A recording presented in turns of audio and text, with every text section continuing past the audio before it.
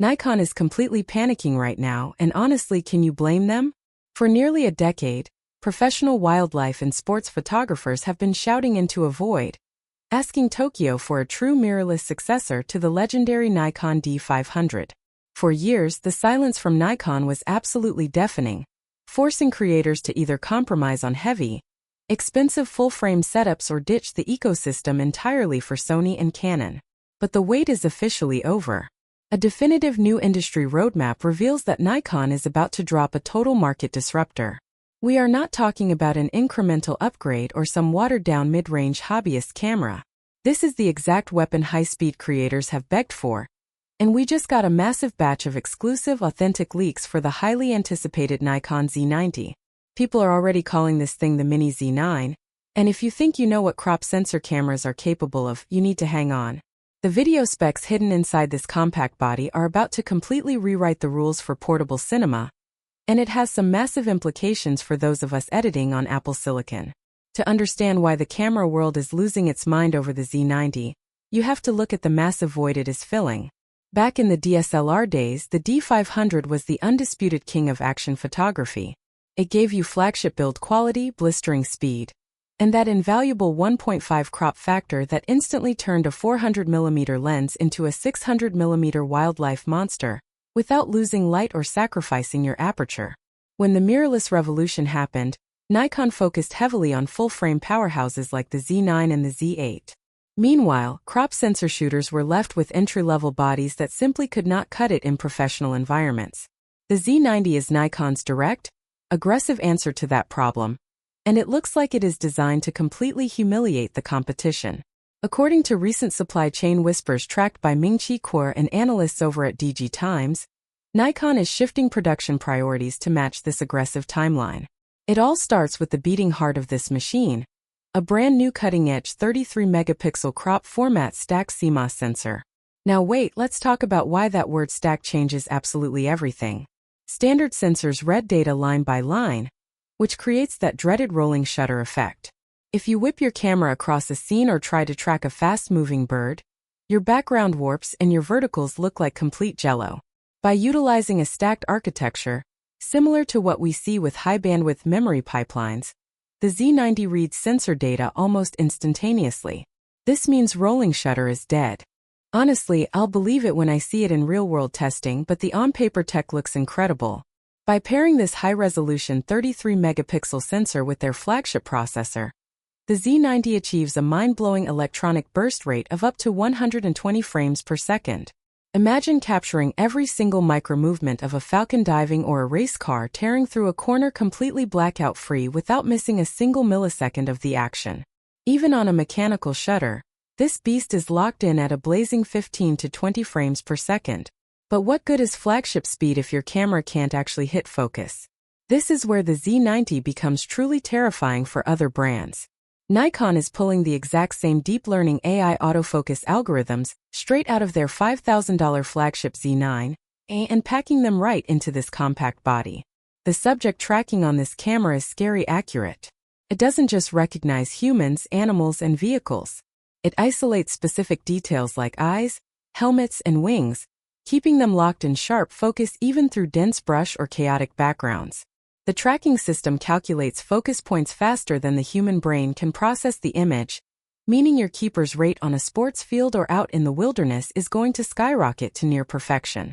Are you guys ready to finally ditch your full-frame bodies for a crop sensor if the autofocus is actually this good? Let me know in the comments because I am genuinely torn on this one.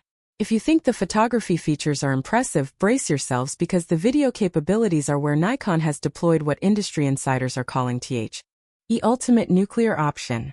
Following Nikon's high-profile acquisition of Red Digital Cinema, the industry knew a massive shakeup was coming, but absolutely no one expected it to hit a crop sensor body this fast. Reports from the ELEC indicate that licensing and integration agreements went through much smoother than expected. The Z90 is heavily leaked to feature internal 6K REDCODE RAW integration. Let that sink in for a moment. You are getting Hollywood-grade cinema color science, unmatched dynamic range, and complete exposure flexibility in post-production recorded internally without needing a massive, expensive external monitor. For hybrid creators, documentarians, and independent filmmakers who run their entire production workflow on a MacBook Pro, this turns a compact, travel-friendly body into a legitimate cinema A-cam. Think about how easily those TSMC 3nm chips in our current daily drivers will chew through that optimized REDCODE data inside Final Cut Pro. Even if you don't need to shoot in heavy RAW formats, the standard video modes are an absolute dream. The camera offers uncropped, oversampled 4K video at up to 60 frames per second in glorious 10-bit internal color. Because it uses the full width of the 33-megapixel sensor, the sharpness, clarity, and low-light performance are dramatically cleaner than typical crop sensors of the past. If you need to slow things down even further, it scales to an incredible 120 frames per second in 4K for buttery smooth slow motion.